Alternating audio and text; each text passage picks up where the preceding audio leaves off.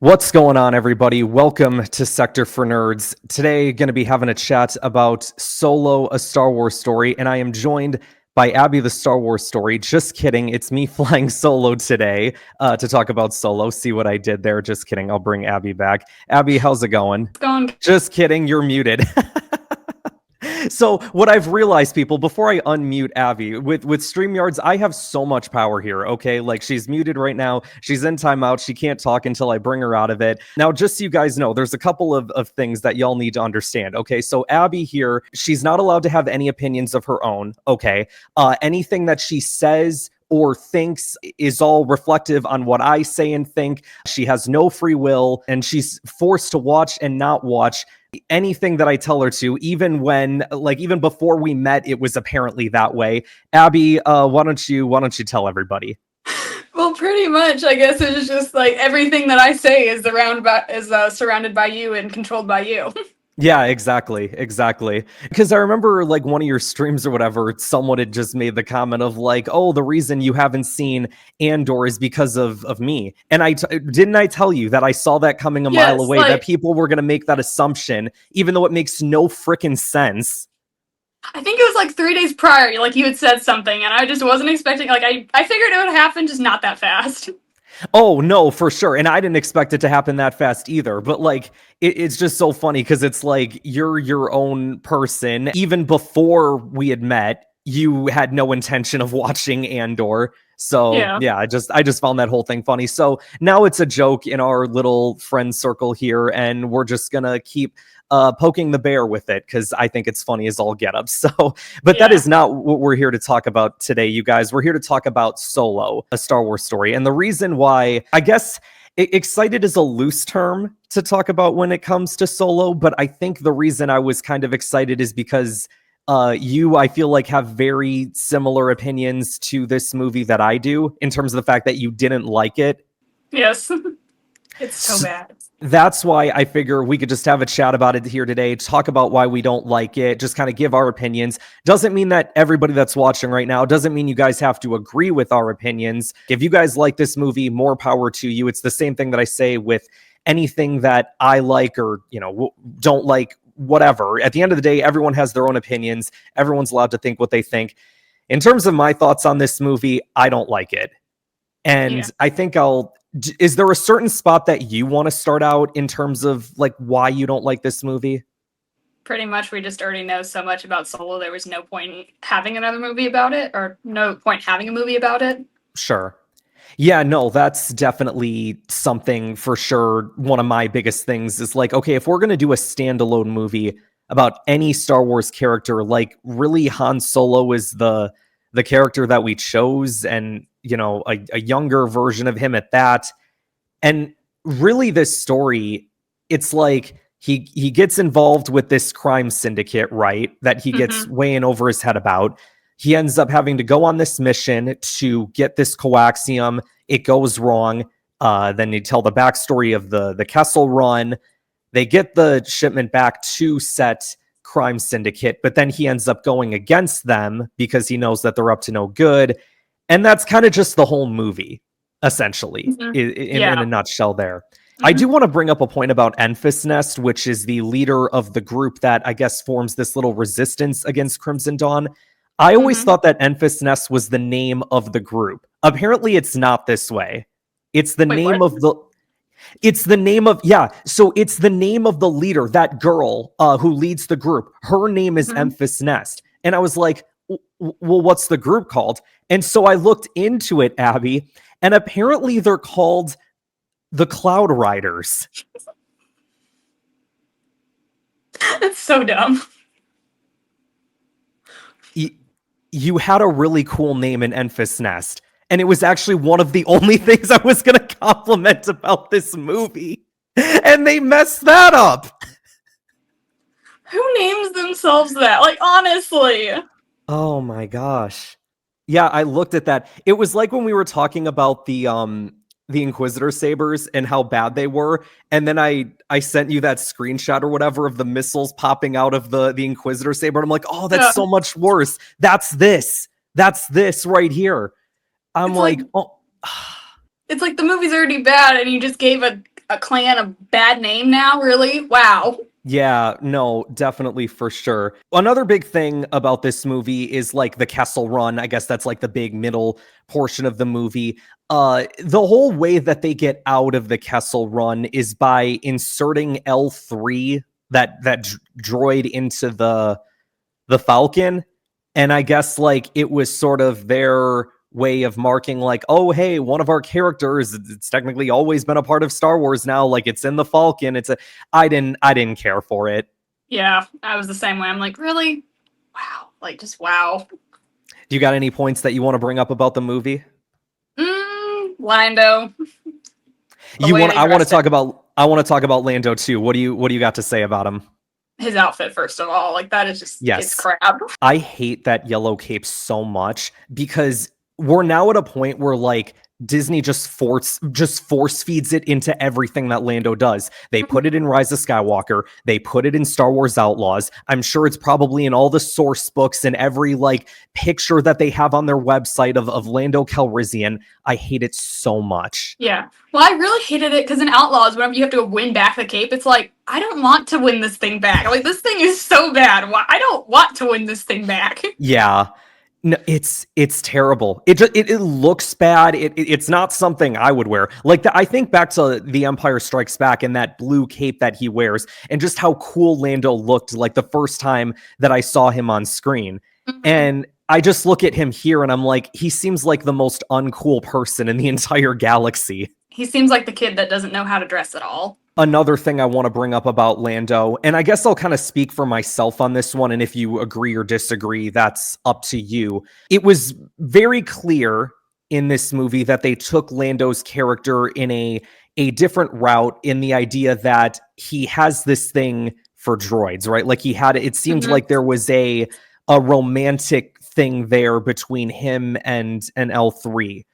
Which to me, it kind of frustrated me because that was never Lando's character.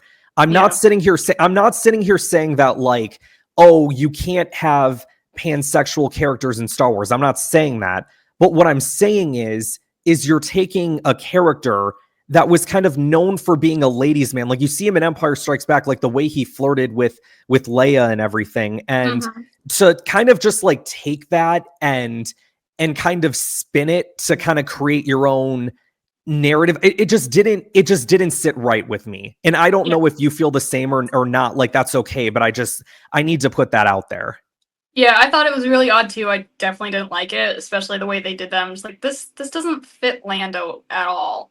Sure. It's just like not what his character was, for sure.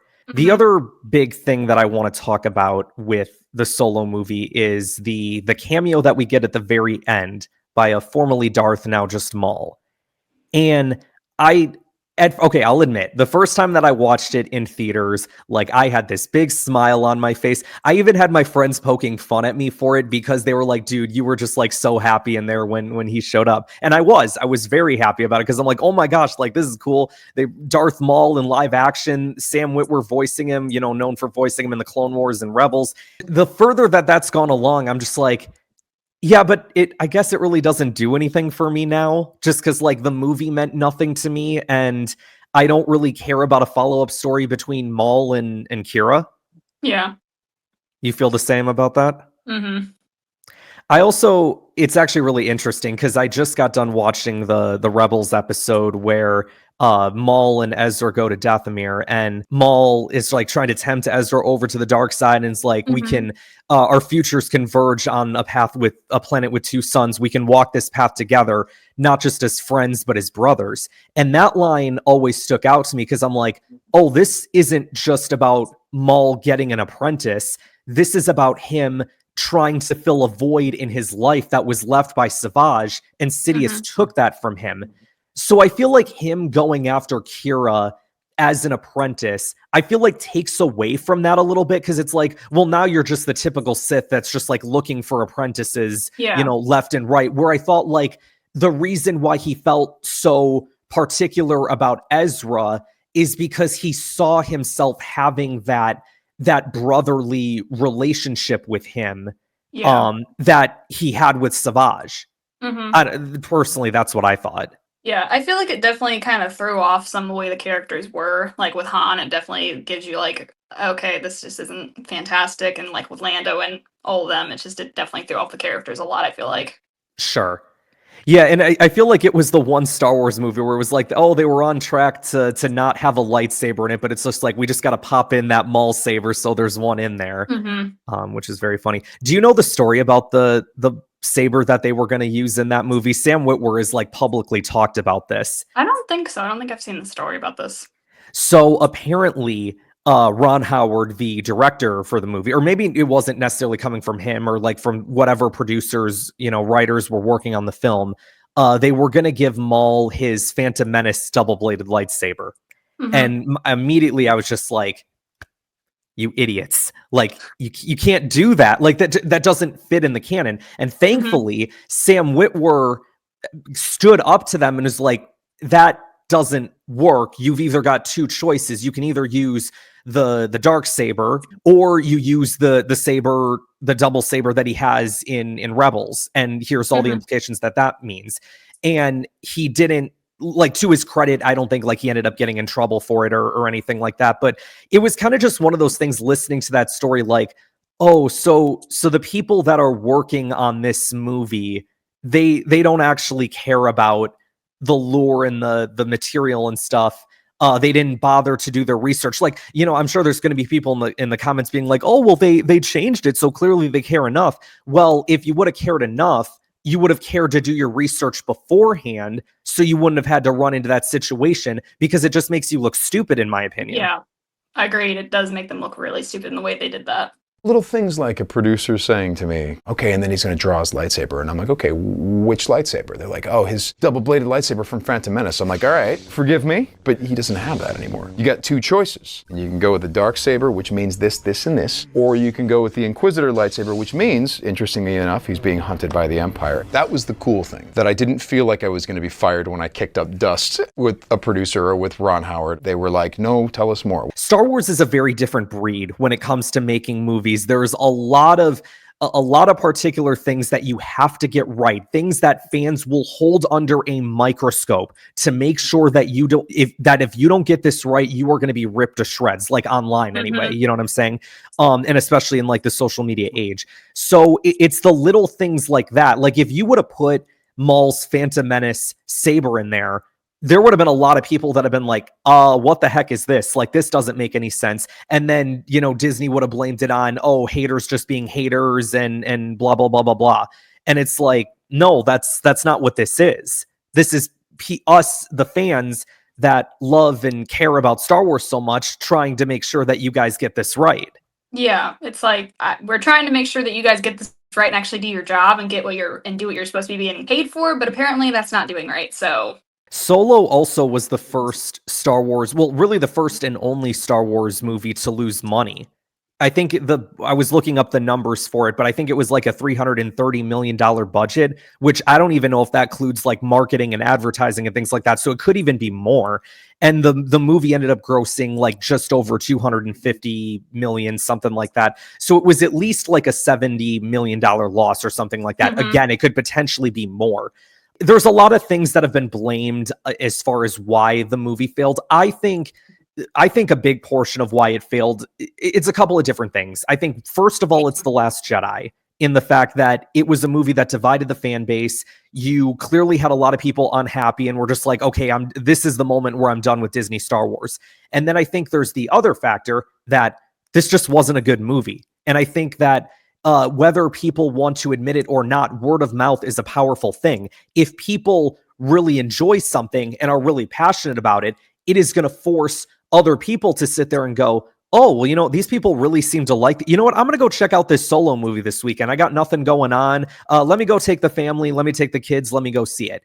Mhm. Whereas if it's not a good movie or not a lot of people are talking about it, you're going to have those people that are like, well, I don't know. This just doesn't seem like it's being received all too. I don't know if I really care about this. Yeah, you know what? I think I'll skip this one.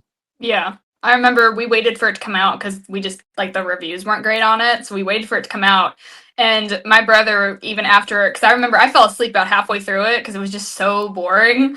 And I remember my brother was just like, "That was like one of the most boring things I've ever seen."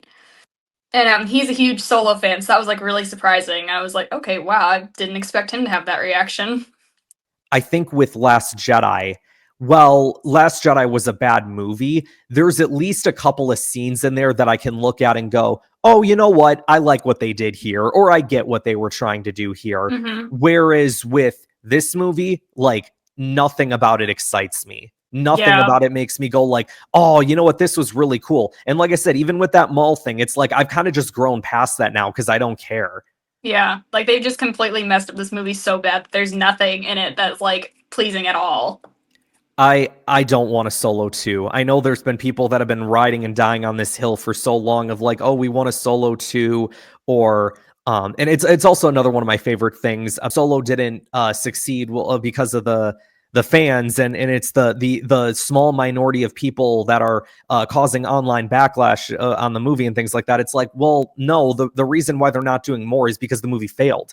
It's because it didn't do good. It's the same argument, and I know you and I are going to have differing opinions on this, but like with The Acolyte, for example, that was another thing that financially didn't do well. Hence why they're not making another season. It's not about whether or not the fans like it. Like, you can have a passionate fan base about Solo, but at the end of the day, if it doesn't do well, if it's something that's going to lose Disney and Lucasfilm money, like, what reason would they have to continue it?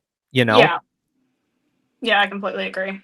I think Solo was the movie, and I guess I don't have anything to factually prove this, but I feel like this was the movie that really got them scared to make more Star Wars movies. Because I think they thought that when they bought Star Wars that it was going to be like this invincible juggernaut that was going to constantly make them money, and then they didn't. We got Rise of Skywalker, which was the last movie of that 5-movie slate that we had. And it's been, what, 6-7 years we're coming up now that there's no Star Wars movies? Yeah. Like, it kind of just makes you wonder, like, did the fact that Solo lose money, did it scare them? Mm-hmm. And now Just a thought. And now we have the Mandalorian movie coming out. I'm sure they're probably nervous about how that's going to do. Oh, for sure. They're probably really, really nervous about that. And listen, I want that movie to succeed. I really, I never want, like, you know, Abbie and I might come on here and talk negatively about Solo, but I don't think either of us wants Star Wars to fail. No, not at all.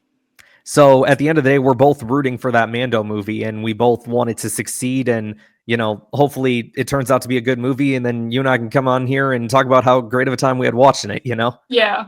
So I think, you guys, that is going to wrap us up for today, unless you had any closing thoughts, Abbie. No.